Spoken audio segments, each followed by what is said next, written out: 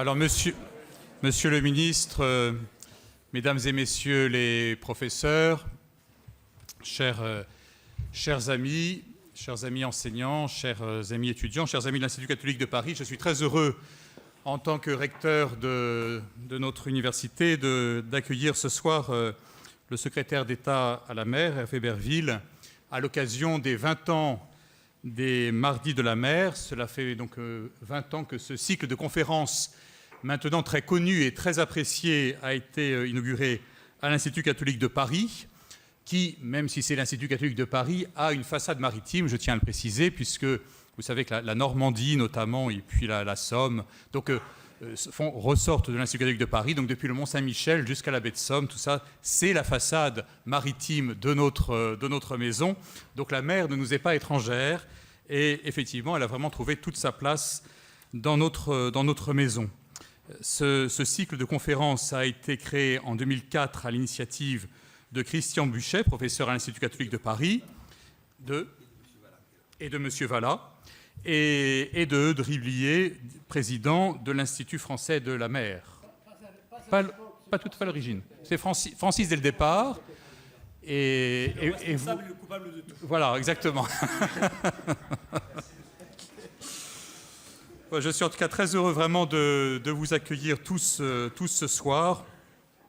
Le pape François vient, vous savez d'ailleurs, de publier à nouveau une encyclique, Laudate Deum, sur la question écologique. Et on le sait, la mer est un lieu qui est vraiment tout à fait évidemment important sur ces questions, qui souffrent particulièrement du dérèglement climatique et où la pollution humaine se perçoit de manière très sensible.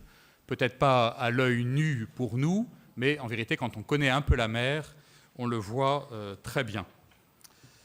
Il ne nous est rien demandé, dit le pape, de plus qu'une certaine responsabilité face à l'héritage que nous laisserons de notre passage en ce monde. Voilà, je crois, une belle phrase à méditer. C'est sur cette phrase que j'ouvre cette conférence de ce soir et que je vous laisse la parole, monsieur le ministre.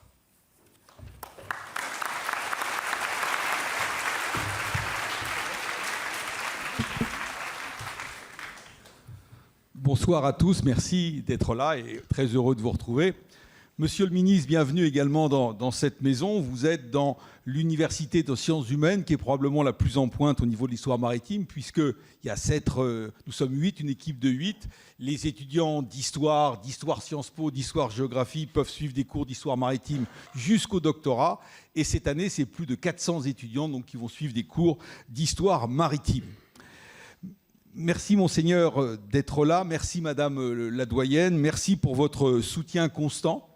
De vous être souvenu que finalement, cette marine, elle a été créée autrefois par des amiraux et que parfois commandée par des chefs d'escadre. Merci, cher Francis Vallat, d'être là. Merci pour ton amitié. Tous ces bons moments passés ensemble à tisser nos Mardis de la mer, je crois pendant 7-8 ans, 13 ans maintenant avec Eudes. C'est un vif plaisir. 20 ans, alors nous fêterons nos 20 ans à la fin de l'année, le 2 avril précisément, avec un spectacle de Julia Duchossois qui s'est joué, je crois qu'on en a plus de 100 représentations au théâtre du Lucernaire, qui marche bien et qui donne même lieu à une bande dessinée. Tout a commencé en fait il y a un peu plus de 20 ans, c'était dans les années 95, il y avait une grande grève à l'époque, ce qui explique que l'amiral Louzeau, chef d'état-major de la marine à l'époque, était même venu en vélo, vous voyez. Il y a eu 5 colloques internationaux qui ont posé un peu les fondements de la maritimité dans cette maison. L'homme, la santé et la mer, le naufrage, sous la mer, le 6e continent, la mer, la France et l'Amérique latine, et puis un colloque, la puissance maritime. Tous ces colloques étaient en partenariat avec la Sorbonne, l'Ifremer et un certain nombre. Les Mardis de la mer, j'ai fait le compte, j'ai fait le compte, Francis, c'est 246 intervenants, sans compter cette année. Alors nous avons eu de nombreux ministres, Jean-Yves Le Drian à 3 reprises, Dominique Bussereau à plusieurs reprises, un ancien Premier ministre, Jean-Pierre Raffarin, Jean-Louis Borloo, Monsieur Goulard, Annick Girardin, vous-même, et nous avons été même précurseurs, puisque nous avons invité et eu Monsieur Blanquer, avant qu'il devienne ministre, il était venu en tant, Madame l'inspectrice générale, en tant que directeur général de l'enseignement scolaire. Nous avons eu également Mélenchon, je ne le mettais pas par les ministres, mais c'est vrai que de nombreux parlementaires, donc Mélenchon, en passant par Bruno Retailleau et puis Sophie Panonacle récemment, de nombreux capitaines d'industrie, Philippe Louis-Dreyfus, Laurent Castin l'année dernière, Pierre-Yves Poncelet, directeur général, président de Naval Group, Thierry Pelenco Technique et pourquoi pas chez Rhôde un jour, bientôt, j'espère, Rodolphe Saadé. Ça serait bien. Et puis nous avons eu de nombreux ambassadeurs. Cette année, nous en aurons 2. Madame l'ambassadrice d'Australie, je suis heureux de saluer Madame la première secrétaire de l'ambassade d'Australie qui est ici ce soir. Nous avons eu l'ambassadeur de France, Jean de Glignasti, mais surtout l'ambassadeur du Portugal, d'Irlande, de Norvège. Cette année, donc la prochaine fois, Madame l'ambassadrice d'Australie et de Côte d'Ivoire quelque temps après. Nous avons eu bien d'autres personnalités, je dirais, avec des sensibilités différentes. On s'en citait tout le monde. Le grand et très regretté Jacques Perrin, Éric Orsena, Jean-Louis Etienne, bien évidemment. Alors j'aimerais marquer cette journée par un cadeau à 3 personnes qui comptent beaucoup. Monsieur le ministre, donc une bande dessinée, Le Monde du Silence Gold. Résultat de la signification, c'est le texte du spectacle qui sera joué. Et à eux de driblier le programme, les seuls que j'ai en ma possession, de l'ensemble de la collection des Mardis de la Mer avec la même enveloppe pour Francis Vallet. Il manque 3 sessions. Donc voilà, ça nous rappelle un peu, on fête nos 20 ans, excusez-nous, mais on le fêtera surtout ça le 2 avril. Merci donc à vous tous, merci aux étudiants de leur présence et de s'intéresser à la mer. Et vous êtes de plus en plus nombreux à vous intéresser à la mer. Et à travers la mer, c'est la géopolitique, c'est la géoéconomie des flux. Et je suis également heureux de saluer la Cité de la mer, car on n'est pas que... Dans l'amphi, c'est 405 personnes, donc l'amphi est plein. Mais il y a plus de 350 personnes qui sont en distanciel. Ça fait 4 jours que les inscriptions sont closes. Et il y a une nouveauté à la Cité de la Mer à Cherbourg, qui a été le monument préféré des Français l'an passé. Eh bien, il y a une retransmission qui commence à se faire. Et de façon générale, on pense que l'année prochaine, on pourra peut-être justement avoir un Mardi de la Mer qui... Bien sûr, on sera toujours ici, mais avec des caisses de résonance ici ou là. Alors, je vais terminer, parce que c'est vous, monsieur le ministre, qui allez parler. Je dirais, vous avez le vent en poupe, monsieur le ministre. La mer n'est plus ce qu'elle était aux yeux des Français. On a combien de fois cité cette phrase terrible d'Éric Tabarly, la mer pour les Français, c'est ce qu'ils ont dans le dos lorsqu'ils regardent la plage. Les étudiants s'intéressent à la mer. La mer n'est plus considérée par les Français comme une source d'ennui. Je me souviens, il y a 15-20 ans, on ne parlait de la mer qu'à propos des naufrages, des marées noires, des actes de piraterie. Elle commence enfin à être entrevue comme une source d'opportunités. Mieux même, comme l'a montré le Grenelle de la mer, que j'ai eu le privilège de piloter sous l'autorité de Jean-Louis Borloo. La mer est la grande chance de la France, vous le savez mieux que personne. La grande chance de la France, et peut-être que la France est pour l'Union européenne la grande chance de l'Europe, avec son domaine maritime, pour un avenir mieux que durable, que je préfère qualifier parfois de désirable. Alors, monsieur le ministre, emmenez-nous au large avec une grande politique maritime, mais juste avant, le président de l'Institut français de la mer va vous présenter. Merci.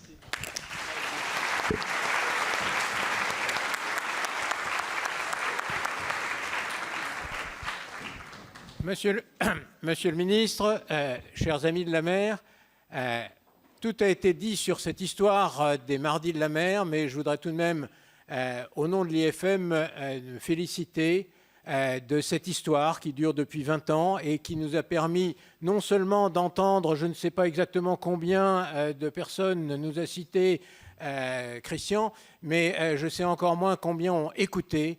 Et c'est le plus important pour nous. Vous êtes nombreux, vous avez été très nombreux, et nous faisons nous rendons notre service de faire connaître et aimer la mer aux Français. C'est l'objectif de l'Institut français de la mer, et les Mardis de la mer sont une très belle occasion pour le faire. Voilà, je ne serai pas plus long sur ce sujet parce que nous sommes là pour vous écouter, monsieur le ministre. Alors, monsieur le ministre, vous êtes né au Rwanda en 1990 et vous êtes arrivé en France, dans les Côtes d'Armor, en 1994.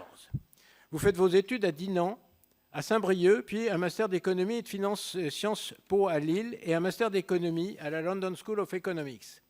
Vous passez 2 ans comme économiste pour l'Agence française de développement au Mozambique. Vous êtes ensuite chargé de programme à l'Institut pour l'innovation de l'Université Stanford au Kenya, puis économiste pour l'Agence française de développement à nouveau, à Paris cette fois. Engagé en 2015 dans le mouvement des jeunes avec Macron, vous êtes élu député en 2017. Dans la 2e circonscription des Côtes d'Armor, celle de Dinan.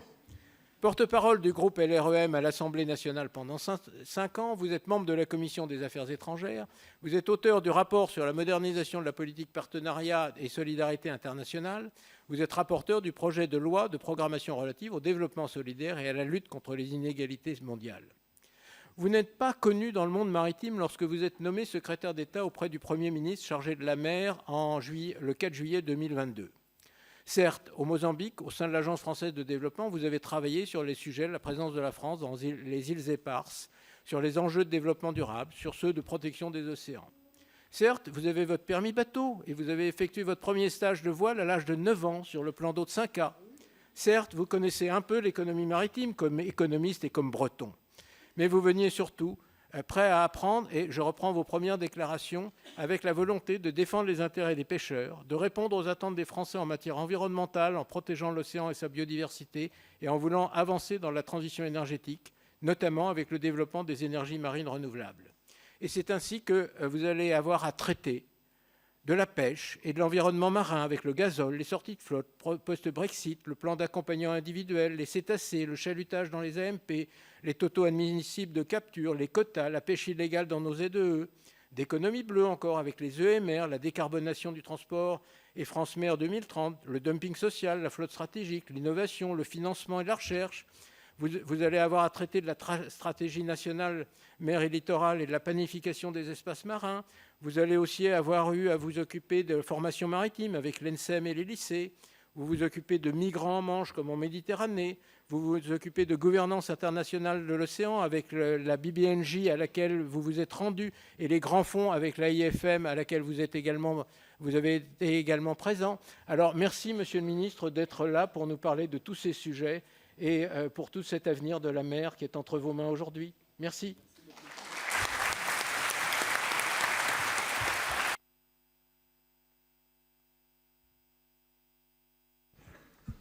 Alors, bonsoir à toutes et à tous. Monsieur le recteur de l'Institut catholique de Paris, Monseigneur, monsieur le professeur, cher Christian, monsieur le président de l'Institut français de la mer, cher Eudes, monsieur le président de l'Académie de marine, cher Alain, monsieur le président d'honneur du cluster maritime, cher Francis, je crois comprendre qu'on doit tout à Francis, donc j'ai pas dit last but not least, comme on dit en bon grand breton, il me reste quelqu'un à saluer aussi.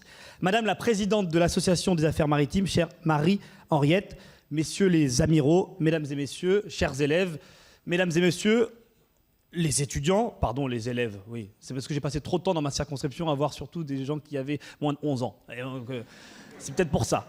Parlementaire un jour, parlementaire toujours. Et à tous ceux que j'ai oubliés, je vous salue très chaleureusement, très maritimement. Et si vous me le permettez, je vais me mettre ici, comme ça, je verrai un peu plus de monde. D'abord, moi, je suis très, très heureux d'être ici avec vous pour au moins 3 raisons. La première, c'est que, ayant été élève dans l'enseignement catholique, je crois que l'Institut catholique de Paris rayonne au-delà du périphérique. Et dans ma Bretagne natale, non, mais en tout cas d'adoption, je crois que ça faisait partie des institutions qui donnaient envie aussi d'avoir une prolongation de ses études à Paris et qui mélangent à la fois beaucoup de sujets et sont au fond le creuset de ce que vous avez évoqué le pape, mais aussi beaucoup de grands intellectuels catholiques ont porté, c'est mettre au cœur du projet collectif, du projet de notre société, les humanités, la capacité à discuter de tout avec tout le monde, même si on n'est pas toujours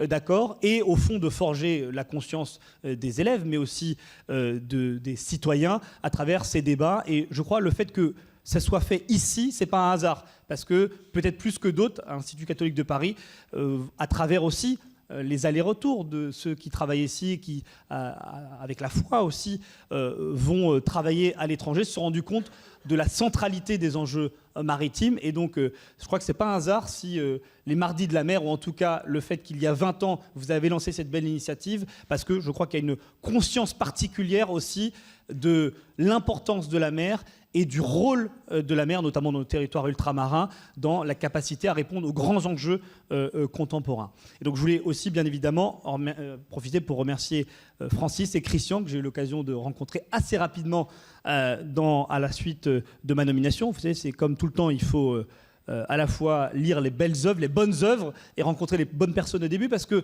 à la fois ce poste peut être très éphémère. Alors en général, le secrétaire d'État à la mer reste pas plus d'1 an. Donc là, je pousse plutôt vers les 2 ans que vers les 1 an. On va essayer de durer, mais c'est une mission qui est passionnante. Et si on essaie de faire quelque chose, et moi c'est mon ambition, qui soit utile, qui soit durable, et surtout qui parte aussi des besoins de nos concitoyens, on doit absolument s'appuyer par des personnalités, des gens qui ont eu un rôle éminent, important. Et Christian, Francis, l'Institut français de la mer, mais aussi l'Académie de la marine, sont bien évidemment des institutions importantes. Et que ce soit le Grenelle de la mer ou tout ce qui a été porté par le cluster maritime, ce sont des choses sur lesquelles je m'appuie. On essaye parfois de faire différemment, parfois avec des approches qui peuvent pas forcément être totalement les mêmes, mais avec la même conviction que la mer, que les enjeux maritimes sont au cœur de tous les défis que nous connaissons. 20 ans, alors... vous avez eu la gentillesse de ne pas donner mon âge, mais 20 ans, j'étais encore Notre-Dame de la Victoire, à Dinan, dans la plus belle des circonscriptions, bien évidemment, comme vous l'aurez compris. Et il y a 20 ans, quand en fait, je me disais où on était, il y a 20 ans, à la fois la situation politique, géopolitique, mais aussi économique, je vois à la fois beaucoup de similarités et beaucoup de sujets sur lesquels, au fond, on n'a pas totalement traité le mal, si vous me le permettez, à la racine. Il y a 20 ans, au niveau national, ça faisait que quelques mois, 2 ans exactement, que le Front National est arrivé au second tour des élections présidentielles, ce qui allait changer complètement la nature de l'échiquier politique, et on le voit bien, qui allait accélérer la désagrégation aussi de 2 grandes forces politiques qui avaient été au fond au centre du jeu, et au fond la bipolarisation a commencé à se détricoter à partir de 2002.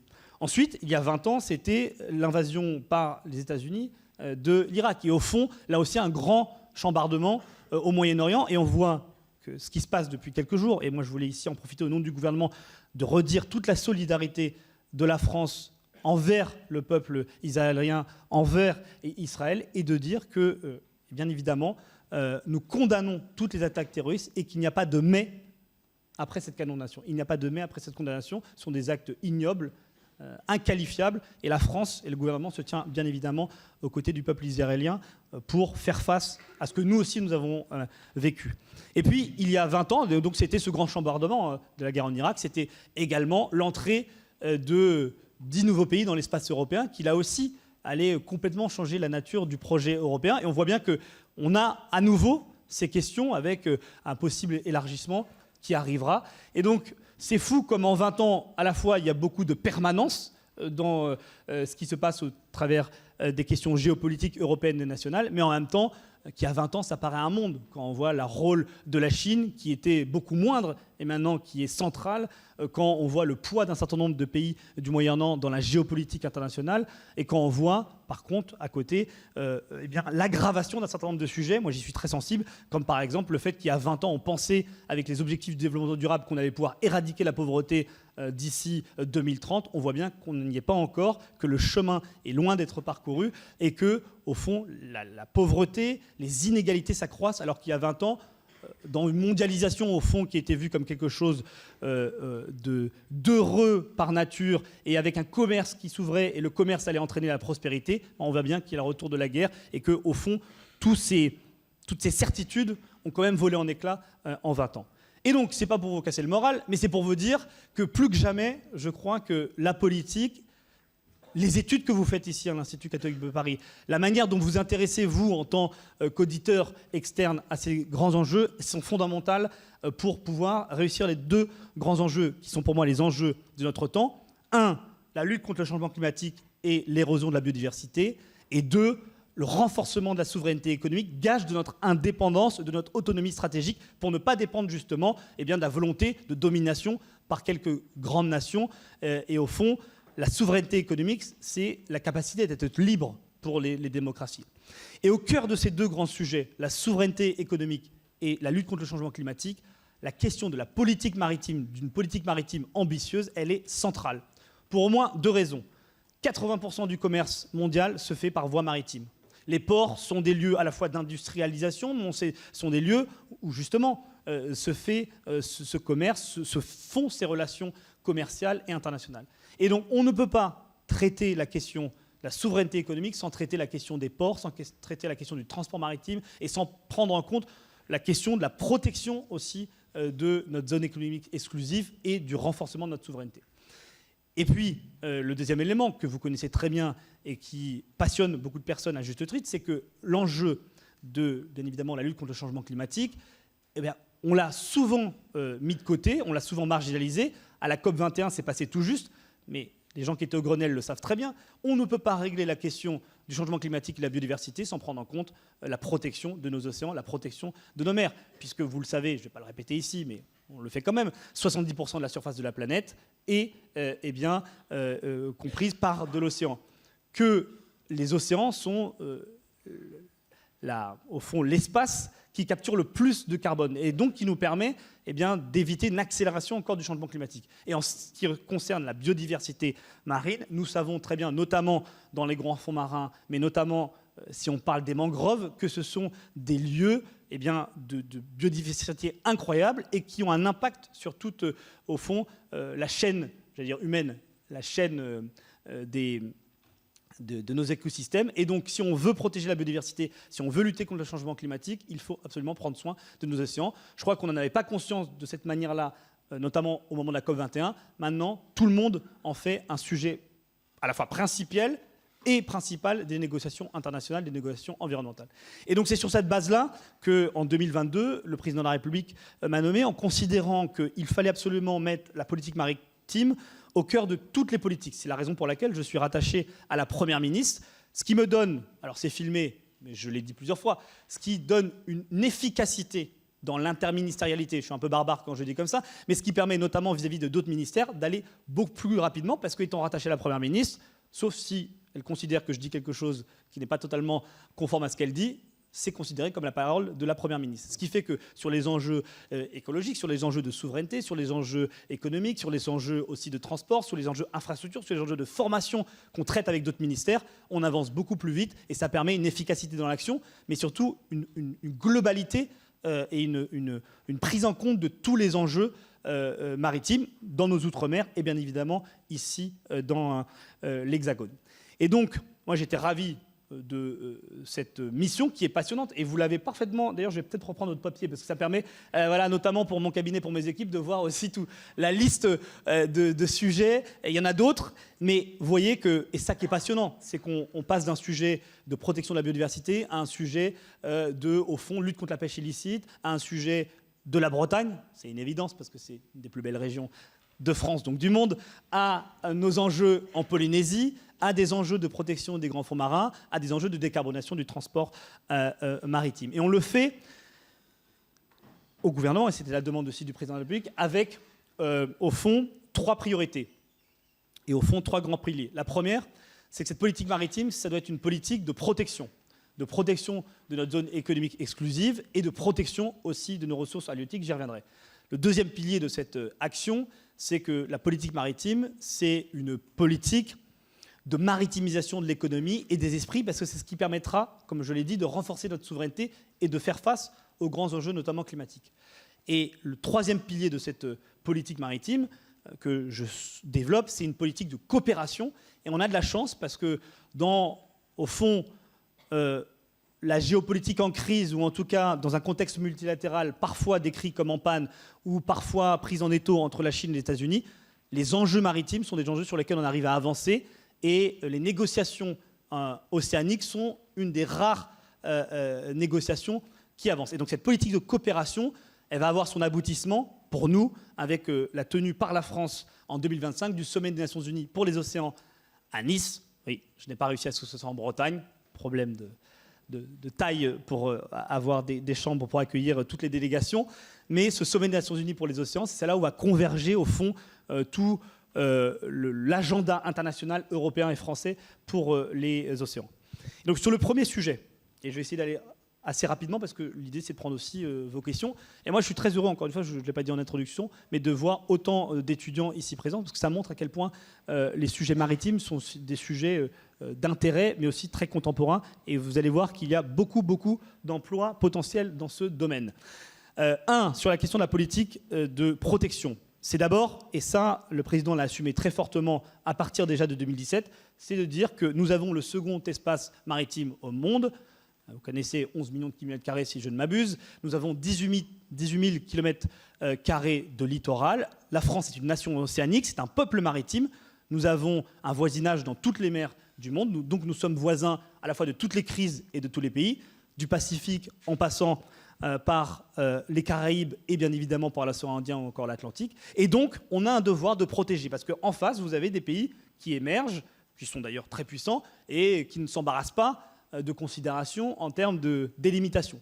Et donc, c'est la raison pour laquelle, dans le cadre de l'augmentation des crédits de la loi de programmation militaire, une partie vraiment substantielle est dédiée à cette protection de la souveraineté de notre zone économique exclusive, avec notamment l'envoi, la construction de 6 nouveaux patrouilleurs en Outre-mer pour protéger nos eaux, pour protéger nos ressortissants et pour protéger aussi ceux qui commercent dans nos eaux. C'est un élément essentiel et nous l'assumons comme étant vraiment une ligne de force de notre stratégie aussi maritime. C'est une stratégie, pas de conflictualisation. Il ne faut pas tomber dans le piège du Thucydide qui vise à essayer de dominer le pays émergent. Mais c'est de dire, bien évidemment, il faut de la coopération, mais il faut montrer les muscles, il faut affirmer nos forces et nous le faisons partout où la France est présente.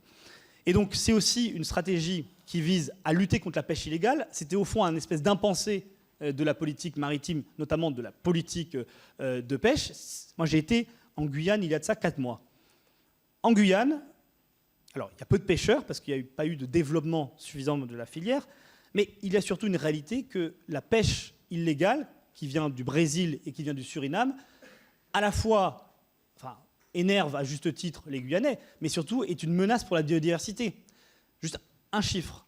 En 10 ans, la population de tortues luth en Guyane s'est effondrée de 90% du fait de la pêche illégale, faite par des tapouilles du Suriname. Alors, il y a des explications. Le Suriname étant un pays très pauvre, ayant déjà peu de ressources, ils viennent dans les autres ressources.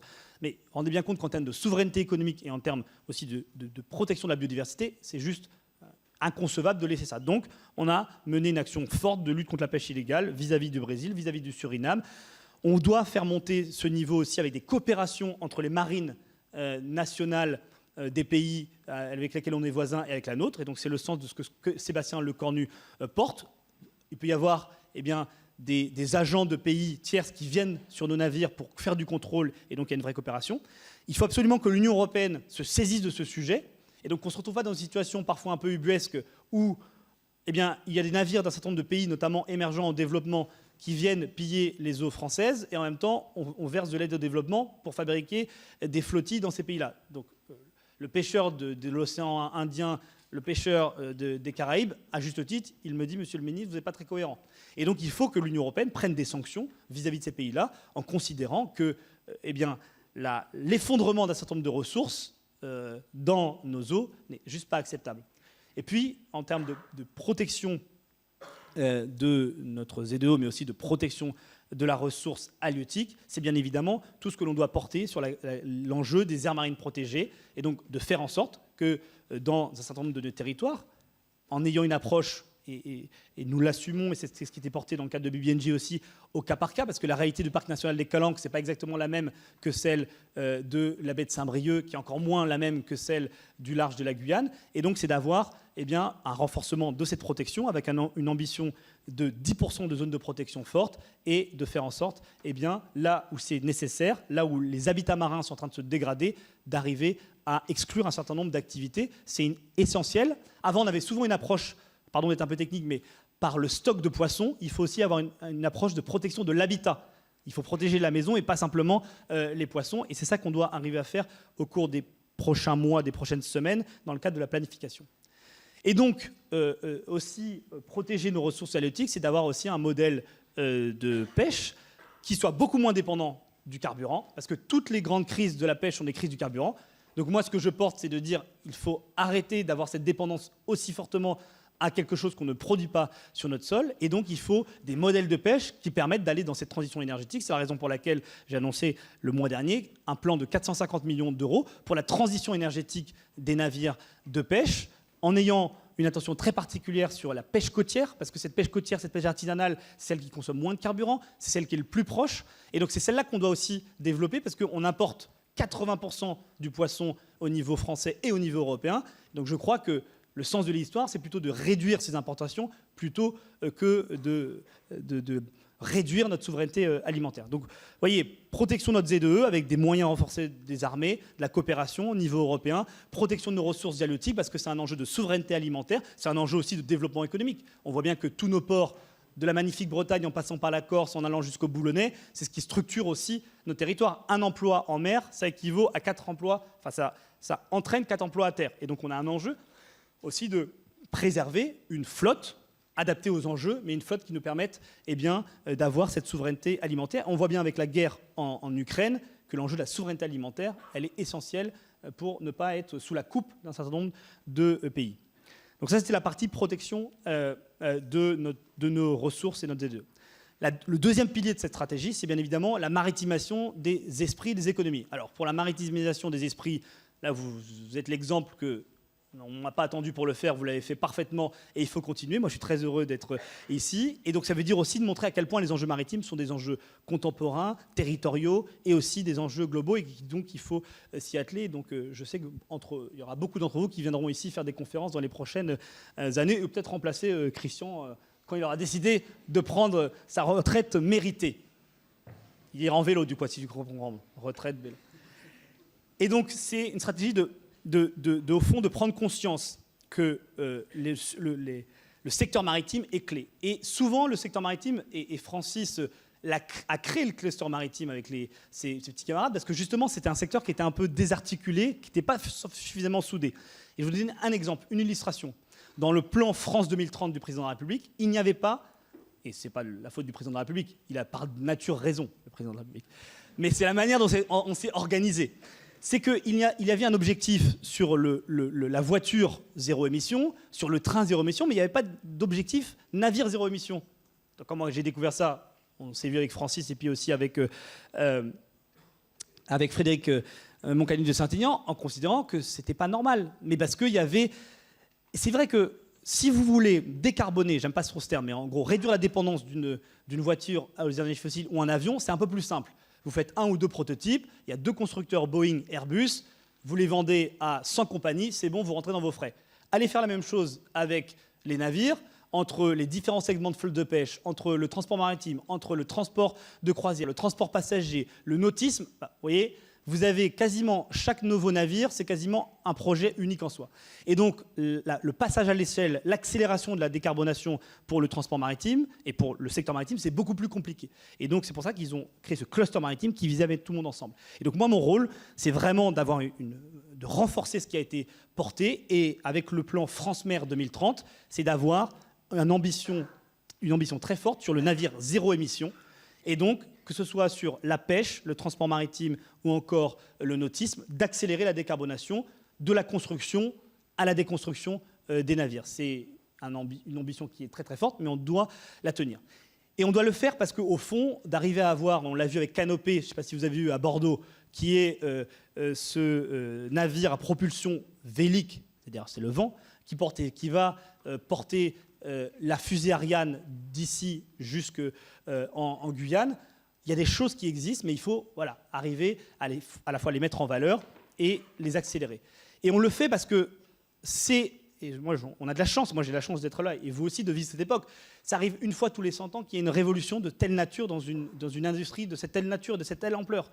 C'est-à-dire que c'est à la fois une révolution technologique, il va falloir trouver, est-ce que c'est hydrogène, e-méthanol, est-ce que c'est vélique, bref, vous avez plein de choses qui sont testées actuellement. C'est une révolution bien évidemment industrielle, et ça va nous permettre, à travers ce navire zéro émission, de réindustrialiser des parties de notre territoire, et aussi de réindustrialiser des zones portuaires qui étaient laissées un peu en déshérence. Si vous regardez un certain nombre de ports, ce sont des lieux où il y a des dépôts pétroliers. L'objectif étant de sortir des énergies fossiles d'ici 30 ans, ces zones-là devront être des lieux de production d'un autre type d'énergie. Et donc c'est aussi une logique portuaire, bien évidemment industrielle. Et comme on a commencé avec la création d'Aropa, Le Havre, Rouen, Paris, d'avoir des ports en France qui ont une ambition très forte, notamment de connexion avec l'Hinterland. Et on doit, et c'est ce qu'on discute aussi souvent avec Rodolphe Sadé, d'avoir de Marseille jusqu'à Lyon une vraie connectivité pour permettre justement de favoriser ce transport maritime et d'accélérer la décarbonation du secteur. Et puis, c'est bien évidemment une révolution territoriale parce qu'on a la chance d'avoir beaucoup de littoraux et une empreinte océanique partout dans les océans. Et donc, par nature, arithmétiquement, il y aura des emplois et de la création d'économies partout sur les territoires. Et puis c'est aussi, bien évidemment, une révolution en termes de formation. Et donc là, on a un objectif très fort de doubler le nombre de marins de la marine marchande dans le cadre de l'École nationale supérieure de la marine marchande. On va tenir cet objectif en 2027, mais aussi des formations qui vont devoir changer. Parce que les mécaniciens qui étaient sur des moteurs, et bien évidemment, fossiles, vont devoir passer à des moteurs hybrides ou hydrogène ou autres. Et donc là, la France, pour le coup, avec nos lycées maritimes, qui est une spécificité française, on a 12 lycées maritimes, eh bien, on peut vraiment être à l'avant-garde. Et étant donné que c'est l'économie maritime, qui est une économie fondamentalement internationale, on va pouvoir aussi exporter ce savoir-faire. Donc c'est la décarbonation, c'est bien évidemment de la création de valeur, c'est répondre aux enjeux de protection de l'environnement, mais c'est aussi des enjeux de réindustrialisation. Et ça, pour nous, c'est quelque chose de très important, notamment dans le cadre de la lutte contre le chômage. Et donc, le dernier point, parce que je crois que j'ai un peu dépassé déjà un peu mon temps, mais le dernier point que je voulais aborder, qui est le troisième pilier, donc c'est une politique de protection, une politique de maritimisation. On a aussi un enjeu, bien évidemment, dans la maritimisation, et on va le faire dans le cadre de l'année de la mer 2024-2025, ce sera septembre 2024, fin 2025. On va profiter de l'organisation du sommet des Nations Unies pour les océans pour faire de ces mois-là l'année des océans. L'idée, c'est de mettre de l'eau salée partout dans tous les événements, littérature, cinéma, sport, parce que, moi je m'en rappelle, j'ai eu la chance d'arriver en France quand j'avais 4 ans en venant du Rwanda, grande nation océanique, bien évidemment. Comment ça? Non. Pour le coup, c'est assez drôle quand j'en parle à ma famille, au Rwanda, qu'ils voient dans le poste dans lequel je suis, ils me disent quand même tout est possible dans la vie. Parce que pour le coup, s'il y a bien un pays qui n'est pas du tout maritime, c'est celui-là. Mais bon. Et donc, j'ai eu la chance, 1994, un de mes premiers souvenirs, c'est vraiment la route du Rhum, avec des milliers de personnes, des milliers de Bretons. Alors moi, je ne comprenais pas du tout quel était l'engouement et pourquoi mes parents, mes cousins étaient tout excités à l'idée d'aller au Cap Fréhel quand il faisait pas très beau, pour aller voir des trucs sur l'eau qu'on voyait très très loin. Bon, et après j'ai vu tous ces navires, et j'ai compris, voilà, ça m'a aussi, quand j'avais 4 ans, ça m'a comme beaucoup saisi, et donc je me suis beaucoup intéressé à la course au large, et on a la chance d'avoir là aussi une des skippers, des sportifs de haut niveau qui sont, je veux dire, là on a battu depuis des dizaines et des dizaines d'années les Anglais, ça c'est terminé, il n'y a même plus de compétition. Mais surtout, en termes de révolution technologique, quand vous voyez ce qui se fait avec les foils, j'étais à un championnat du monde de voile dans le sud de la France, ils vont à 100 km/h. Il y a 20 ans, on était allé 40, 50 grand maximum. Et donc c'est une industrie, c'est en tout cas une partie du secteur économique qui est en perpétuelle évolution et en accélération très forte. Et donc ça permet de faire rêver aussi. Et ça amène beaucoup d'ingénieurs, d'architectes, de techniciens à venir dans le monde maritime, parce que c'est aussi des lieux de performance, d'excellence, et qui font rêver beaucoup de nos jeunes.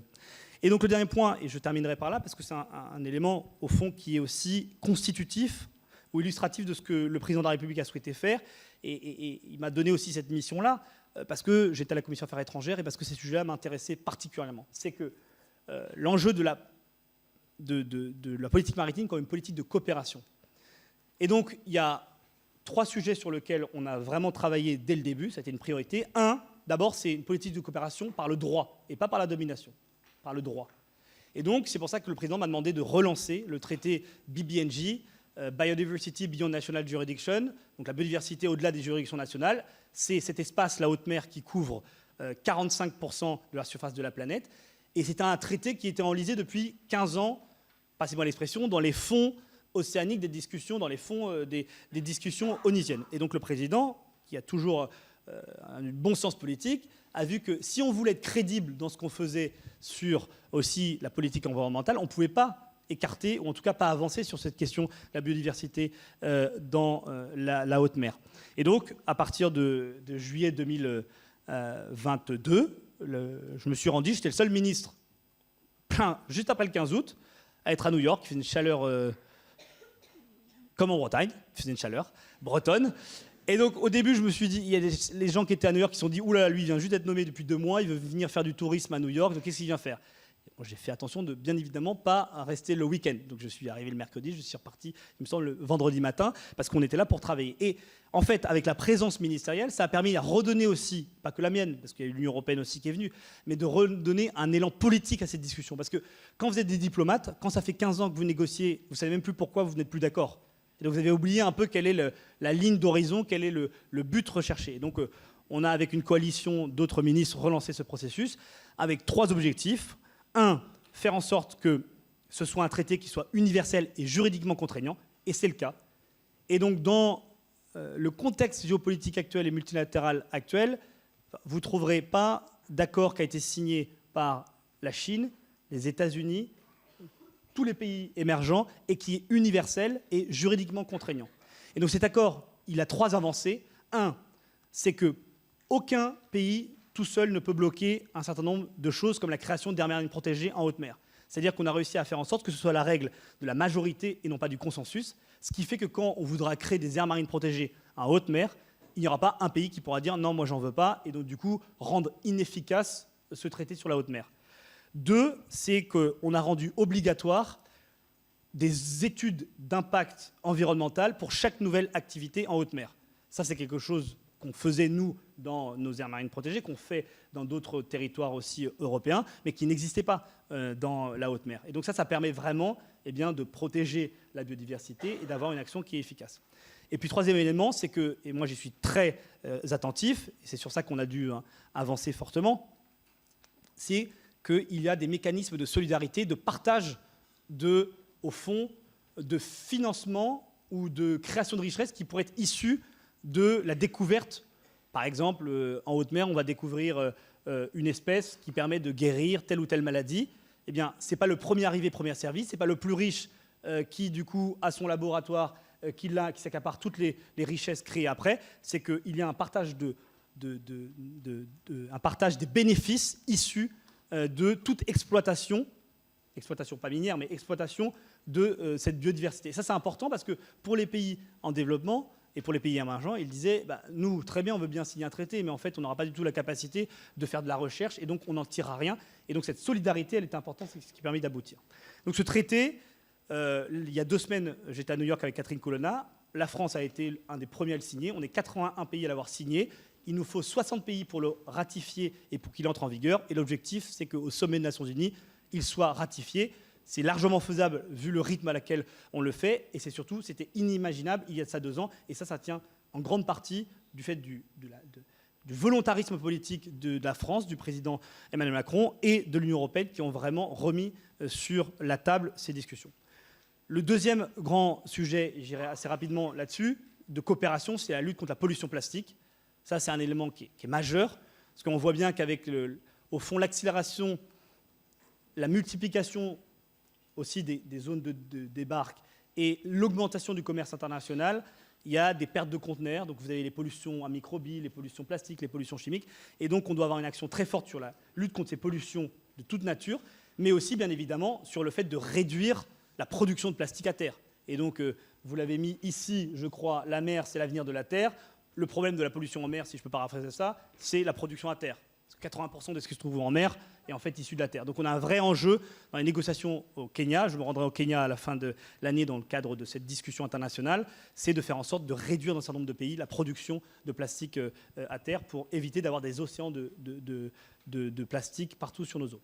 Et puis le dernier sujet qui est pour moi un sujet au fond, c'est, je ne dirais pas le combat du siècle, mais quasiment, c'est celui de la lutte contre l'exploitation minière des fonds marins. Alors je sais que c'est une position qui a pu susciter la controverse ici, mais ailleurs aussi dans le monde. Mais moi, je pense que c'est une question aussi de cohérence. On ne peut pas dire on va mettre en œuvre l'accord de Montréal, la COP 15, sur la protection de 30% de nos océans et de nos mers, de dire qu'on va mettre en œuvre un traité, le traité de la protection de la biodiversité marine en haute mer, et autoriser, comme c'était envisagé à un moment donné, l'exploitation minière des fonds marins, c'est-à-dire d'aller à moins de 4000 mètres sous terre pour aller chercher des métaux rares dont on nous dit qu'on aurait besoin pour la transition écologique. C'est une position personnelle, mais qui est celle désormais du gouvernement, que le président de la République, bien évidemment, a étudié, a regardé et considère comme la bonne position. Et on le fait parce qu'on a une responsabilité particulière. Parce que la France est le 2e espace maritime au monde. Donc si nous, on commence à faire de l'exploitation minière des fonds marins, potentiellement, si on le fait partout dans toutes nos emprises, on aura des impacts partout. Et donc, on sera responsable. Et au moment où beaucoup de pays émergents, beaucoup de pays en développement discutent de la responsabilité des pays développés dans ce qui se passe actuellement dans le dérèglement, je ne crois pas que ce soit le moment, et la France interdit dans ses eaux, de commencer l'exploitation minière des fonds marins, puisque les études scientifiques nous disent bien que ça aurait des dommages irréversibles sur la biodiversité, sachant, et je terminerai par là, qu'on ne connaît que 3% de ce qu'il y a dans les grands fonds marins. Donc potentiellement, il y a des espèces qu'on ne connaît pas, mais qui sont vitales dans un écosystème. Donc moi, c'est une position, et je me suis rendu à l'autorité internationale des fonds marins en juillet pour l'expliquer, pour dire à un certain nombre de pays du Pacifique qui voyaient ça comme, au fond, une manne financière potentielle, que, et je leur ai dit de la même manière, ils ne peuvent pas demander à ce que le contribuable français finance un fonds de pertes et préjudices de milliards pour lutter contre l'acidification, la montée des eaux dans ces pays-là, et en même temps, l'après-midi, accepter des activités minières, extractives, dont on sait qu'elles vont avoir des conséquences dans nos océans. Donc là, je pense que c'est une question de cohérence, et puis c'est une question aussi, je crois, de faire une pause dans quelque chose qu'on connaît encore trop peu. Par contre, et ça c'est l'ambition qui est portée aussi par tous les acteurs en France, c'est d'accélérer sur la recherche, la connaissance. Et donc, nous avons un programme dans le cadre de France 2030 de 350 millions d'euros pour l'exploration des fonds marins, pour mieux connaître cette biodiversité, pour mieux comprendre comment il y a des choses qu'on peut utiliser pour la recherche médicale, thérapeutique, et faire en sorte d'améliorer aussi notre humanité. Donc voilà ce que je voulais vous dire sur les priorités qui sont les nôtres, de dire qu'au-delà de tout ça, la voix de la France, à la fois, est attendue parce que, encore une fois, nous sommes un peuple maritime, même si on a souvent, nos gouvernants, et j'en prends ma part aussi, parfois hésité entre cette tentation continentale et, au fond, cet horizon maritime qui est toujours un peu plus dangereux, ou perçu comme dangereux. Et vous regardez dans beaucoup de territoires maritimes, au fond, il n'y a parfois pas de vice-président à la mer, parce que c'est vu comme quelque chose d'accessoire. Il n'y a pas de stratégie portuaire, parce que c'est vu comme quelque chose... Or, les ports, c'est comme si vous aviez un bandeau ou quelque chose, si vous n'arrivez pas à le faire respirer, donc avoir une politique de modernisation, de transition, c'est tout votre corps qui étouffe. Et donc il faut absolument être en capacité d'avoir une vraie stratégie portuaire, une vraie stratégie de formation maritime, et avoir au fond une ambition pour nos océans, pour nos mers, parce que c'est ce qui fera de la France une puissance, parce que je suis convaincu, surtout au XXIe siècle, surtout avec la montée en puissance de la Chine, surtout avec la montée en puissance des pays émergents, surtout avec la montée en puissance des enjeux de changement climatique, de lutte contre la biodiversité, qu'il n'y aura pas de politique efficace, ambitieuse, à hauteur d'homme et digne des enjeux de notre temps et des enjeux pour notre nouvelle génération, si on prend pleinement en compte cette ambition maritime et mettre au cœur de tout ça l'accélération sur le renforcement de la souveraineté économique et bien évidemment la lutte contre le changement climatique. Donc merci beaucoup de tenir ces magnifiques mardis de la mer. Vive l'Institut catholique de Paris, vive la République et vive la France.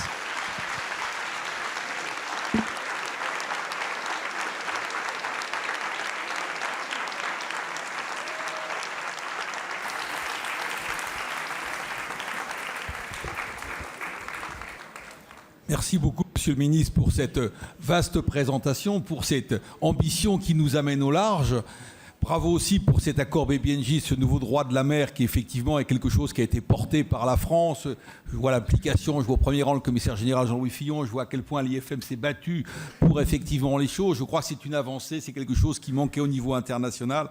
Donc vraiment, il y a beaucoup d'éléments. Le seul élément où je serais peut-être en désaccord avec vous, vous avez dit que la France fait le 2e domaine maritime au monde. Mais plus je réfléchis, plus je me demande si ce n'est pas le premier. Bon, quantitativement, vous avez raison. Mais qualitativement, les États-Unis en 1, l'Australie en 3, c'est grâce à la taille de leur métropole. Nous, à 96%, c'est pour l'outre-mer. Ça veut dire que notre espace maritime est infiniment mieux ventilé que tous les autres réunis, sauf en Arctique. Donc on voit que la France a énormément d'atouts, et c'est vrai que ça a changé. Je me souviens, quelqu'un qui était ministre, me disait un jour, à propos du domaine maritime, que d'eau. Ah oui, ça fait de l'eau. Hein. Mais quand on voit à quel point la microbiologie marine ouvre des opportunités, on voit que maintenant, ça y est, ça commence... Le gouvernement commence à voir à quel point il y a des enjeux. Merci d'avoir évoqué la question portuaire, qui est essentielle. À quand nos 2 grands ports, Le Havre et Marseille, pour devenir premier port français, sachant qu'on est toujours à Anvers, qui est toujours le premier port français, ce qui veut dire que quand vous avez un camion, enfin la moitié des conteneurs qui arrivent à Anvers vont en région PACA. C'est-à-dire que là, on ne mesure pas encore à quel point on pollue beaucoup plus qu'on ne le pourrait, moins le faire si nos ports fonctionnaient. Donc là, on voit à quel point il y a des enjeux encore considérables. Les étudiants sont passionnés par la géopolitique. On croit toujours que c'est interplanétaire, mais il y a une géopolitique intérieure qui porte un nom beaucoup moins sympathique, qui s'appelle l'aménagement du territoire. Et ça, je dois dire, bon, on a encore des difficultés. Il faut que le commissariat général au plan, peut-être, retrouve la vigueur des plans pour... Voilà, hein, il y a des choses passionnantes à faire, on en parle beaucoup avec les étudiants. Il y a 2 micros, un côté bâbord, un côté tribord. Bien évidemment, je vais peut-être demander à 2 étudiants de passer le micro. Si vous voulez poser des questions à Monsieur le Ministre, ayez simplement la gentillesse de simplement poser des questions et d'avoir la gentillesse de vous présenter, en vous remerciant. Et alors, en attendant que les deux... En attendant les premières questions, j'en ai 2 qui nous viennent de la distance, de Gilles de Sibon. Monsieur le ministre, le réchauffement climatique, malgré tous les efforts en cours, va entraîner une montée du niveau des mers. Est-ce que c'est anticipé dans les aménagements des infrastructures portuaires et côtières? Et la deuxième question, c'est les revendications sur l'île Maurice, sur Tromelin et de Madagascar sur les îles éparses se soutiennent mutuellement. Quel est le positionnement du gouvernement face à ces revendications? Vous répondez à la vidéo. Je ne sais pas si la régie peut nous l'envoyer. Je crois que vous aviez donné qu'une petite vidéo. Alors, je crois que ça va arriver. Ça y est. C'est bon signe. C'est bon signe. Le soleil se couche. À la mer, on peut prendre l'air, prendre des couleurs, prendre le large. On peut courir, nager, surfer, jouer, faire la planche, regarder l'horizon ou trouver son horizon professionnel. À la mer, on peut devenir pêcheur, convoyeur, architecte naval, technicien de maintenance éolien, biologiste marin ou conchiliculteur. On peut travailler sur un navire, dans une salle des machines, un atelier, sur la terre, en mer, les pieds dans l'eau, au port ou même très très loin au large. La mer embauche.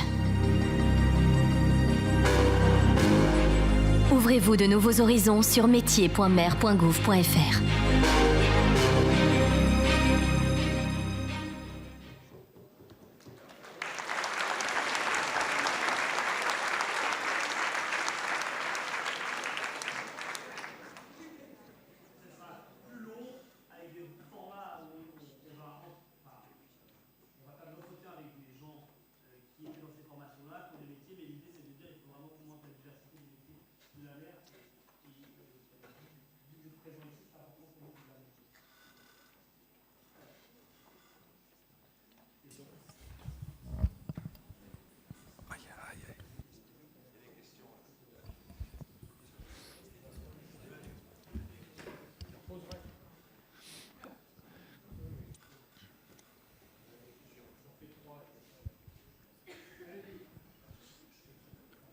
Bonsoir, Monsieur le Ministre.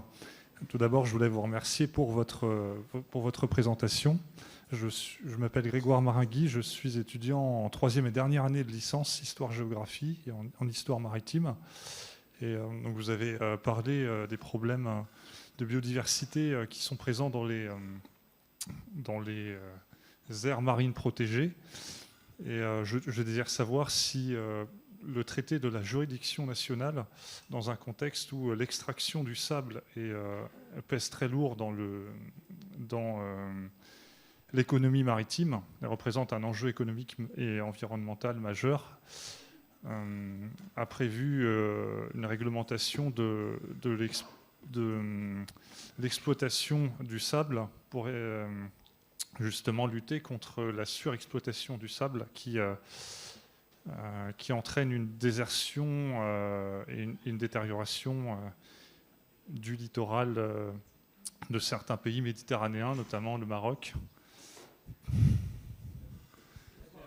Peut-être grouper 3 questions par 3 questions. Une seconde question, donc la question du sable.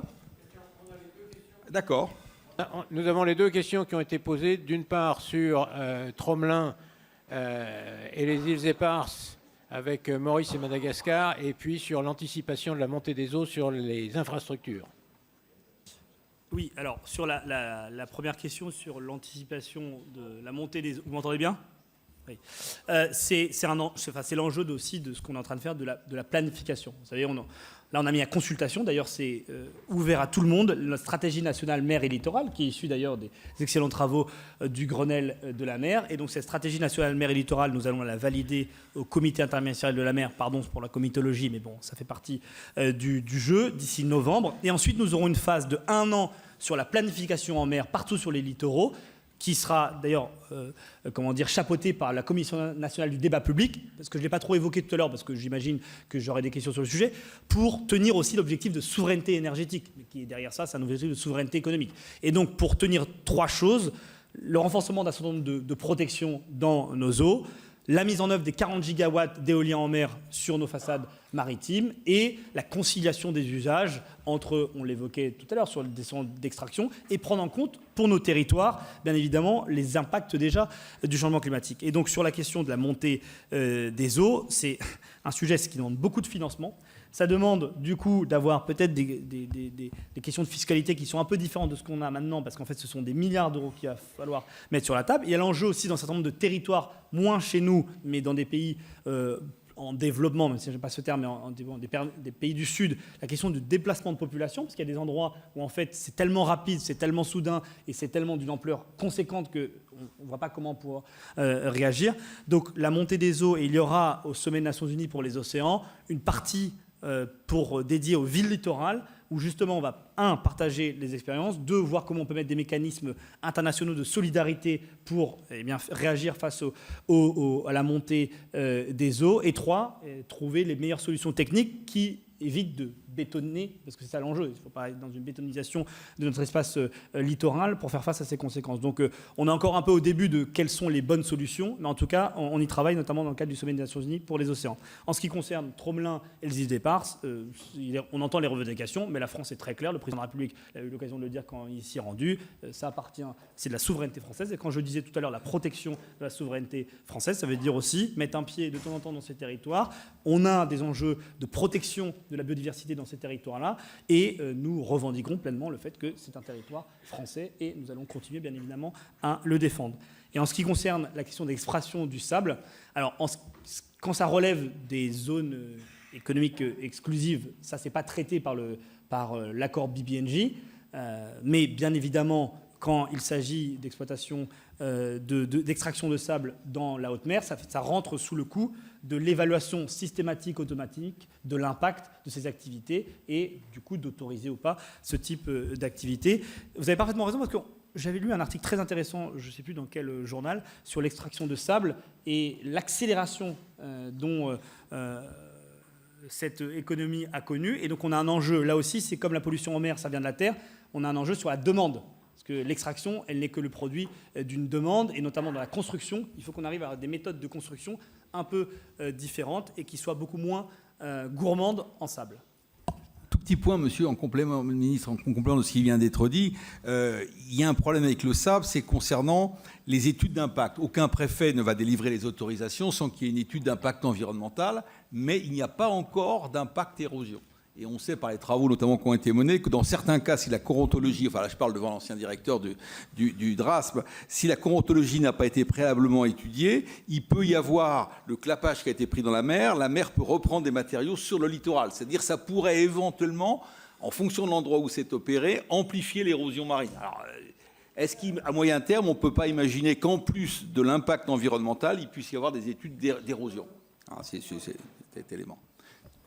Question, notre batterie, notre bordée. Là, vous êtes débordé. Oui, bonsoir, monsieur le ministre. Tout d'abord, je vous remercie vraiment beaucoup pour cette conférence et je vous remercie à titre personnel parce que je pense que mes étudiants qui suivent mes cours de prise de parole en public auront été convaincus grâce à vous que tous les bons conseils que je leur donne, lorsqu'ils sont mis en application, permettent d'avoir une conférence particulièrement agréable à écouter et particulièrement passionnante. Sur le fond, alors j'ai en plus une deuxième petite remarque personnelle, j'abuse, mais j'ai le même souvenir que vous concernant la route du Rhum. Je l'ai découverte enfant. Je n'avais jamais fait le lien de mon amour pour la mer lors de cette... Moi, c'était la première en 1978. J'ai été un des derniers Français à avoir vu Manureva, qui a disparu malheureusement dans les mers. On n'a jamais retrouvé Alain Colas ni Manureva, mais c'est un très très beau souvenir également. Peut-être, voilà, il faut que j'y réfléchisse, m'a-t-il tourné, a-t-il développé chez moi ce tropisme pour la mer? Je viens à ma question, pardonnez-moi, monsieur le ministre. Vous avez évoqué dans votre conférence la notion de partage des bénéfices issus de l'exploitation des cuvettes marines dans le cadre de cet accord que vous avez évoqué. Je suis désolé, je n'ai pas compris le nom de cet accord parce que vous avez une intelligence vive et vous parlez vite. Et le nom de cet accord, si j'ai bien compris, est un anglicisme. Et... D'accord. Dans cet accord, est-ce qu'il y a quelque chose qui est mis en œuvre pour justement que ce partage des bénéfices entrevus soit une réalité? Et merci encore, monsieur le ministre. Bonsoir, monsieur le ministre. Je m'appelle Héloïse Legendre et je suis étudiante ici même en 2e année de licence information et communication. Ma première question est la suivante. Quelles sont vos priorités concernant les accords de Nice en 2025 ? Et ma deuxième question concerne la pêche, car vous avez mentionné la pêche illégale qui constitue une partie du problème de la pêche. La mienne porte sur la surpêche. Quelles sont vos priorités? Quelles sont vos mesures de régulation? Merci, monsieur, et très bonne soirée.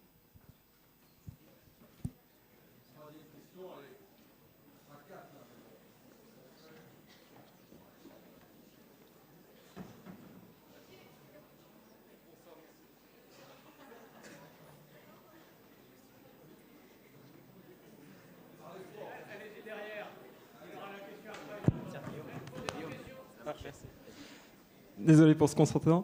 Bonsoir, monsieur le ministre. Donc, je m'appelle Guillaume Muret, je suis élève en première année en licence Histoire et Sciences politiques. Ma question porterait notamment sur le nombre de patrouilleurs de haute mer. L'amiral Prazuc avait évoqué en 2020 un besoin de 8 patrouilleurs. Et au vu des enjeux qui semblent augmenter dans ce sujet, pensez-vous qu'il faille augmenter ce nombre de patrouilleurs ou alors accroître la présence de la Marine nationale pour la protection de la biodiversité marine et la lutte contre la pêche illégale? Merci, monsieur le ministre.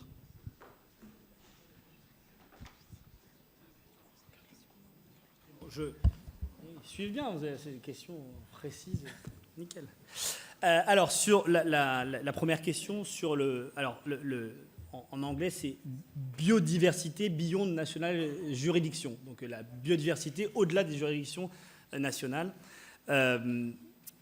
Et donc, et c'était un sujet, on n'est pas encore totalement en bout, mais en fait, sur le principe, nous nous sommes mis d'accord.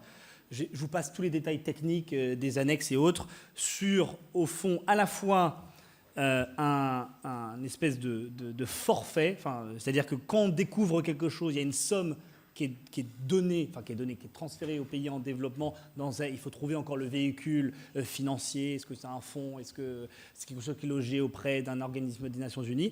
Et ensuite, il y a un pourcentage, parce que, bien évidemment, il y avait des pays, notamment développés pour ne pas les nommer, mais qui disaient, OK, bon, on veut bien des éléments de solidarité, mais en gros, on vous donne une somme chaque année qui est la même, puis débrouillez-vous avec ça.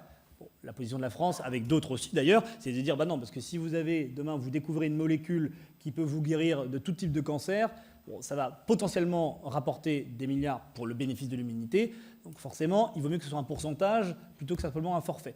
Donc il y avait toutes ces discussions. Puis après, ça dépend si on prend en compte le temps de maturation de cette découverte et autres, etc. Puis c'est pas la même chose si on parle de cosmétique ou si on parle de recherche pharmaceutique. Donc on s'est mis d'accord en effet sur un principe qui est dans ce traité, qui est un mécanisme de partage des bénéfices issus de cette exploitation. C'est-à-dire que si on découvre au cœur de la haute mer quelque chose qui peut entraîner des bénéfices du fait d'une commercialisation, il y aura un pourcentage qui sera dédié aux pays en développement. Partons du principe que ces pays-là ont moins de chances d'avoir une flotte océanographique, d'avoir des chercheurs, d'avoir des programmes de recherche et d'avoir des entreprises qui permettent ce développement-là. Et ça, c'est quelque chose d'assez inédit. Et au fond, on s'est un peu appuyé, ça c'est un peu... passer l'expression fourbe vis-à-vis de l'AIFM, l'Autorité internationale des fonds marins, parce qu'en fait, c'est ce qu'ils avaient prévu au moment où, en fait, dans les années 90, ils se sont dit on va faire de l'exploitation minière des fonds marins, mais en fait, les ZEE sont principalement quand même dans les pays développés, les États-Unis, la France, l'Australie, et donc, pour qu'au fond, on arrive à un accord, il y avait aussi ce principe d'un partage de ces bénéfices issus de cette exploitation minière des fonds marins avec là aussi des méthodes mathématiques qui permettraient à chacun de pouvoir en bénéficier en considérant que l'océan est un bien, alors je ne sais plus si c'est bien commun de l'humanité ou bien de l'humanité, parce qu'il y a c'est toujours une subtilité, c'est un patrimoine, voilà.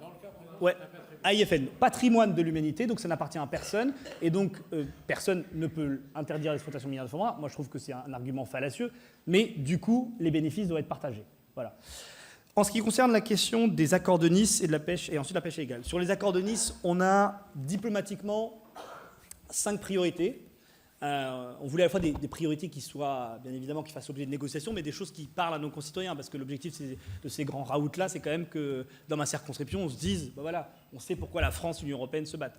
Donc c'est la préservation de la biodiversité marine. Et donc on a un vrai sujet aussi à relancer, l'identification des espèces menacées et de renforcer la protection. Typiquement, la tortue lutte, moi j'ai découvert que c'est... Bon, je dois avouer que j'ai un petit conflit d'intérêt parce que la tortue marine étant mon animal préféré. Donc voilà, Julie l'utile à l'agréable. Mais là, on a un enjeu de peut-être remettre sur le débat public l'enjeu de l'extinction d'un certain nombre d'espèces marines, pas forcément que emblématiques. On se rappelle bien évidemment d'autres espèces qui étaient en danger qu'on a réussi à sauver, mais identifier ces espèces-là, qui soient parfois de taille petite, mais qu'on arrive à protéger. Donc préservation de la biodiversité marine.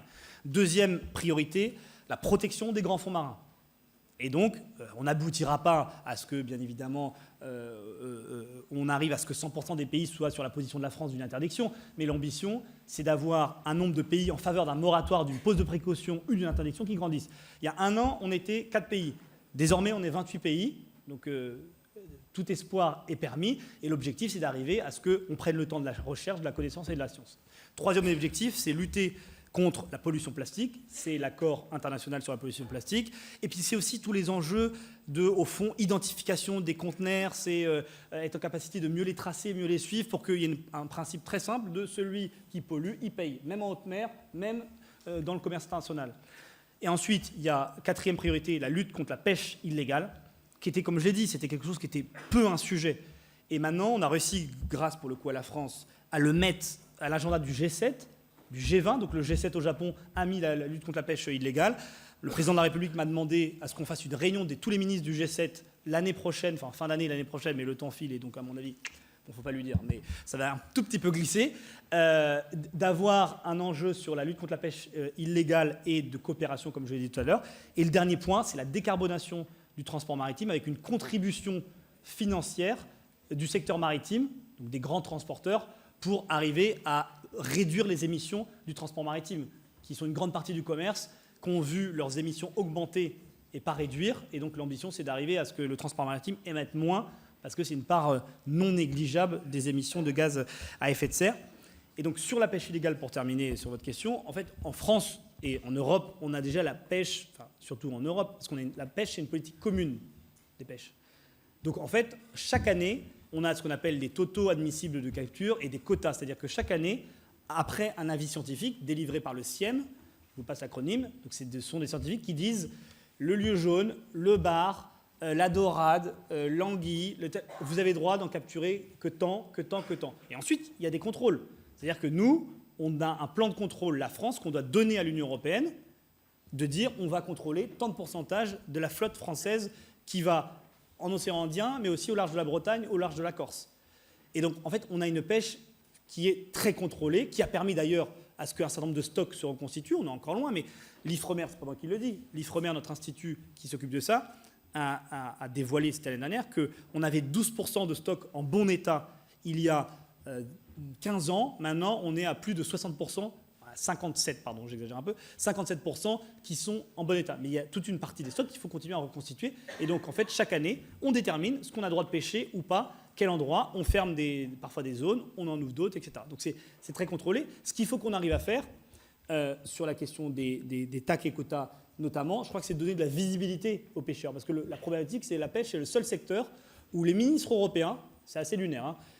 Moi, j'ai découvert ça la dernière fois, j'avais appelé tout le monde, mes anciens, enfin les prédécesseurs, que ce soit Bussereau et les autres, en disant mais c'est quoi cette folie diplomatique et même, j'ai envie de dire, économique. C'est-à-dire que les pêcheurs, ils ne le savent pour 90% de la ressource, de ce qu'ils pêchent, que le 15 décembre, ce qu'ils auront droit de pêcher le 1er janvier. Et en fait, on fait des négociations avec les pays en disant bon, ben, moi je te lâche un peu de cabillaud contre ça, on a droit d'autoriser ça, etc. Voilà. Sauf que du coup, pour un jeune pêcheur qui rentre, en fait, lui, son activité économique, elle dépend de ce qu'il va pouvoir pêcher.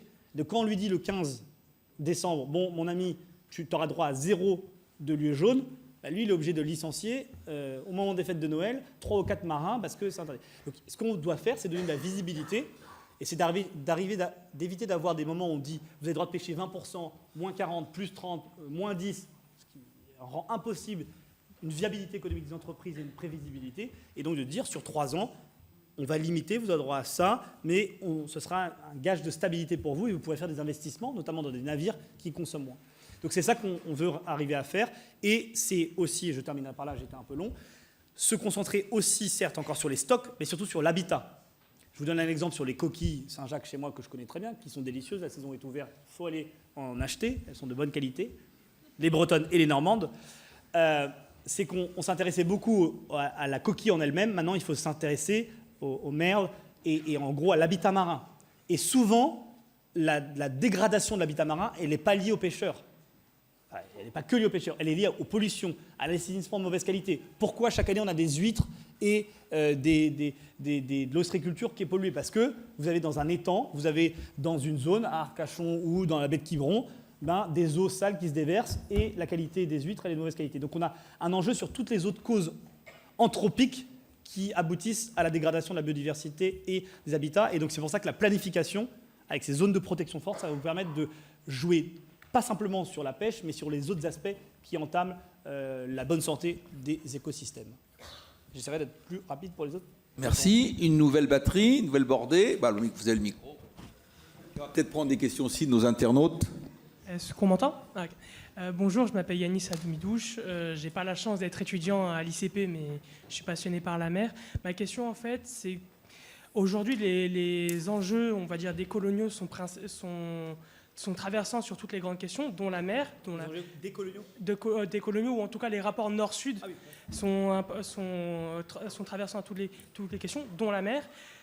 Comment la France, aujourd'hui, avec son passé depuis la fin de la Seconde Guerre mondiale, concrètement, et son poids de deuxième zone maritime mondiale, son poids important en tant que nation de pêche, comme vous l'avez dit, mais aussi une nation consommatrice avec 80% d'importation, se place sur ces questions tout en ayant aussi des détracteurs qui vont re-questionner la notion de surplus,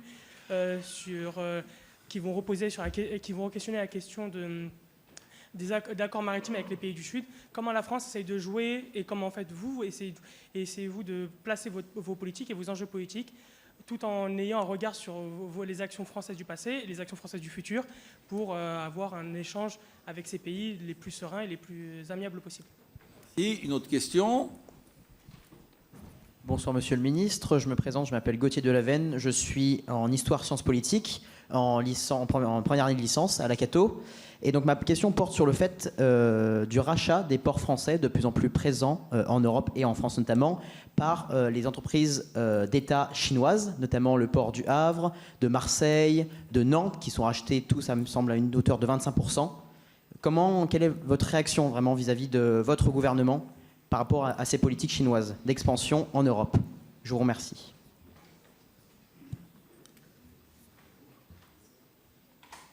Bonsoir Monsieur le Ministre. Maxence de Pluvier, élève en 2e année d'histoire sciences politiques. Ma question a trait à une île essentielle pour la France. Le Mont-Saint-Michel étant entouré d'une baie bretonne. Est-ce que son rattachement à la Bretagne fait partie des dossiers sur lesquels vous travaillez ?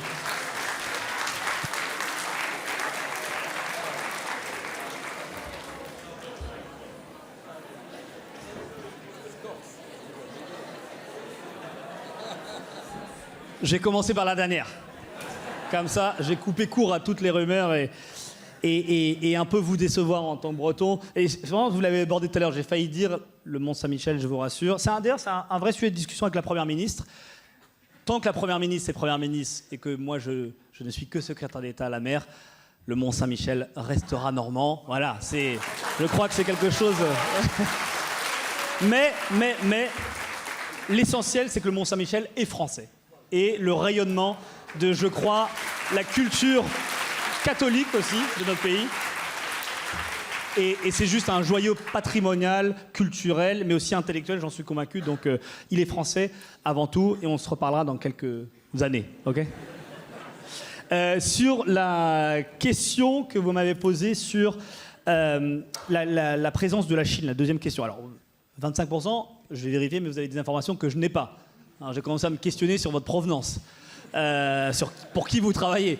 Mais en tout cas, il n'est bien évidemment, on a, grâce d'ailleurs au décret Montebourg qui a été voté sous le quinquennat de Hollande, la capacité, et nous l'utilisons à fond et à plein, de faire en sorte que nos ports, contrairement à ce qui se passe dans d'autres pays, contrairement à ce qui se passait au Pirée en Grèce, ne tombent pas. Et je le dis sans aucune animosité vis-à-vis du peuple chinois ou vis-à-vis de la Chine. Ils ont une stratégie qui est la leur. C'est à nous de ne pas être naïfs. Et je crois que dans le discours de la Sorbonne, qui était celui du président de la République, du renforcement de la souveraineté, et dans ce que le Premier ministre, notamment à l'époque Édouard Philippe, a porté, c'est le fait de renforcer bien évidemment les capitaux fossés et d'éviter que ça tombe sous la coupe de pays qui, bien évidemment, n'ont pas forcément les mêmes attaques que nous. Bon, très clair, il est hors de question, et ça n'arrivera pas, qu'il y ait même une majorité bloquante ou même une minorité agissante qui vient de tel ou tel pays, qui viendrait sur le port du Havre, sur le port de Marseille, sur le port de Dunkerque. On voit bien qu'il y a un vrai enjeu, parce que dans le nord de la France, on est en train de créer cette vallée des batteries, et donc on a besoin d'un lieu sûr d'approvisionnement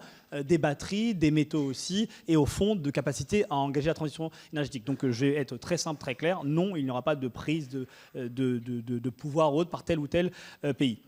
Par contre, ce qui est une réalité, c'est qu'il faut qu'on arrive à avoir des coopérations, parce qu'on a la chance d'avoir un pays quand même à taille humaine, et donc quand vous avez des ports, notamment dans le cadre de la transition énergétique, où il va y avoir des investissements conséquents qui seront faits par les énergéticiens, je pense à Siemens Gamesa, pour étendre les ports, il faut qu'entre les régions, les départements, l'État, on réfléchisse collectivement pour éviter l'éparpillement des financements et avoir une stratégie portuaire très claire. Et c'est la raison pour laquelle, pour la première fois, avec Clément Beaune, nous avons réuni en janvier de l'année dernière une grande réunion, je ne sais pas, mais en tout cas une réunion État-collectivité sur l'enjeu portuaire, et justement en se posant les questions, en se disant les choses, qui manque de financement, qui a besoin d'expertise, quels sont les sujets du foncier, quelle est la stratégie, est-ce que c'est port de commerce, port de plaisance, port de pêche, port d'énergie marine renouvelable. Notre ambition très forte sur l'éolien flottant, où est-ce qu'on la met ? Port-la-Nouvelle, Le Havre, Brest ou Bordeaux. Donc voilà, tout ça, on est en train de le réfléchir, et on commence de zéro parce qu'en fait, c'était vraiment des politiques qui étaient très régionalisées, territorialisées, et il faut qu'on ait une ambition commune, collective, nationale aussi sur l'enjeu-là. Donc il n'y aura pas de prise de pouvoir par tel ou tel pays. Et question que vous avez posée sur les rapports, et vous avez raison sur un point, c'est que je ne dirais pas qu'ils sont forcément marqués par les rapports décoloniaux, mais ils sont marqués quand même par, c'est même plus simplement de la montée en puissance, mais c'est la revendication d'un certain nombre de pays, notamment des pays émergents, que l'ordre international tel qu'il est écrit, que ce soit un ordre international politique ou géopolitique au Conseil de sécurité des Nations Unies, ou un ordre international économique. Vous regardez les votes, comment c'est organisé, et le pouvoir au sein du FMI, de la Banque mondiale, ou même de la Banque africaine de développement ou la Banque asiatique, c'est perçu par certains comme une anomalie historique.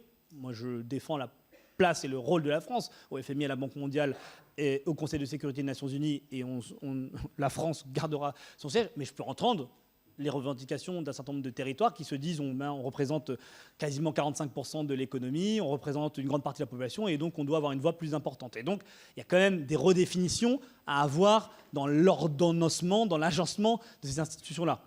Pas au détriment de la place de la France, mais vraisemblablement en faisant en sorte qu'ils soient, eux, plus entendus, mais qu'ils soient aussi, du coup, beaucoup plus responsables. Parce que si je vous donne un exemple, on ne peut pas parler de transition, de dire, par exemple, l'Arabie Saoudite, les Émirats Arabes Unis, l'Afrique du Sud, la Chine, l'Inde, ils veulent plus de poids, plus de votes au FMI, aux Nations Unies, etc. Mais dès qu'il s'agit de payer lors des COP pour dire il faut faire de la transition énergétique, ils disent ah non, on est des pays en développement, donc on ne paye pas. Je suis désolé, mais la Chine, l'Inde peuvent quand même contribuer à la transition énergétique, notamment l'enjeu de l'atténuation climatique, mais aussi l'enjeu de l'adaptation. Et quand on voit un pays comme la Chine, et qui, à juste titre, et on peut, à juste titre en tout cas, c'est leur stratégie, finance des projets d'infrastructure avec la Belt and Road initiative partout sur la planète, et que dès qu'il s'agit de contribuer pour des COP, disent non, on ne peut pas, Bon, il y a quelque chose de pas forcément cohérent, et donc c'est ça qu'il faut qu'on arrive à faire. Nous, il faut qu'on reconnaisse que la situation de 1945 n'est plus celle d'aujourd'hui, dans la géopolitique et dans le rapport de force, mais il faut que du coup, dans le même temps, ces pays-là reconnaissent aussi la place qu'elles ont.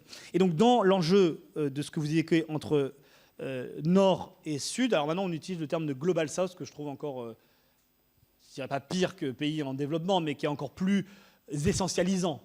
Un Global South, enfin, je veux dire, entre le Botswana et la Chine, j'ai pas l'impression qu'il y ait beaucoup de ressemblances énormément, si ce n'est la position géographique, et encore, si on inverse la planisphère ou la Terre, il n'y a pas de nord et sud. Donc voilà, on peut dire que ce n'est pas forcément quelque chose de très réaliste ou qui correspond à la réalité. Non, là où nous, on porte le sujet en disant, on reconnaît qu'il y a des responsabilités, une responsabilité commune, enfin non, c'est un historique commun et des responsabilités différenciées. On reconnaît que notamment sur les enjeux de partage des bénéfices, sur les enjeux de solidarité, sur les sujets d'accompagnement de la transition, il faut accompagner les pays les plus, pas simplement qui ont le PIB par capita le plus faible, mais les pays qui sont le plus vulnérables. Et donc là où on sera, à mon avis, en phase, non pas simplement avec les gouvernements, mais avec les populations de ces pays-là, c'est quand on intégrera pleinement, mais ça, beaucoup de pays du Sud n'y sont pas encore très favorables parce que ça change la clé de répartition, c'est de dire qu'il faut intégrer des éléments de vulnérabilité, notamment vis-à-vis du changement climatique. Et donc là, vous aurez des pays qui n'avaient pas droit à de l'aide du FMI, de la Banque mondiale, qui pourront l'avoir parce que typiquement les petits États insulaires qui sont par tête de capita très riches, mais en fait qui doivent faire des investissements, montée des eaux, érosion du trait de côte massif, qui là on peut accompagner. Et de l'autre côté, des pays qui, par capita, je ne vais pas reciter les pays que j'ai cités, qui sont plutôt très pauvres, mais qui ont la capacité financière de, eux, financer leur transition énergétique, l'adaptation au changement climatique. Là, si on met des éléments de vulnérabilité au changement climatique, eh bien, ça fait qu'on réoriente les financements vers des pays qu'on a peut-être plus besoin. Donc c'est ça, nous, l'approche que l'on a. Solidarité, prendre en compte l'agenda à la fois de l'amélioration de la vie quotidienne des gens et en même temps la prise en compte du changement climatique et de l'érosion de la biodiversité. Merci, Monsieur le Ministre. Même en intégrant le léger retard, nous sommes dans les temps. Nous avons respecté parfaitement notre créneau un léger retard, donc nous allons devoir arrêter. Aude Dréblier, le président de l'Institut français de la mer, va vous remercier. Je voudrais simplement préciser, nous nous retrouvons donc le mardi 24 octobre sur l'Australie à la mer par Gillian Bird, qui est l'ambassadrice d'Australie en France, et le 7 novembre, Florence Smith, qui est ici, inspectrice générale d'histoire-géographie sur la mer de l'éducation nationale. 30 secondes, s'il vous plaît. On a toujours l'habitude d'avoir une légère conclusion, très courte, je vous rassure, du président de l'Institut français de la mer. Et après, effectivement, on pourra aller dîner. Merci. Merci, Monsieur le Ministre. Merci de nous avoir rappelé finalement les trois grands axes de la politique que vous a proposé le Président de la République et dont vous êtes la voix de la Première ministre. Cette politique de protection, de maritimisation et de coopération, cette belle politique que vous menez. Merci d'être venu nous la présenter ce soir. Et toutes mes excuses à tous ceux qui avaient des questions encore dans la salle et à distance à nous poser. Ils étaient encore nombreux. Merci à eux.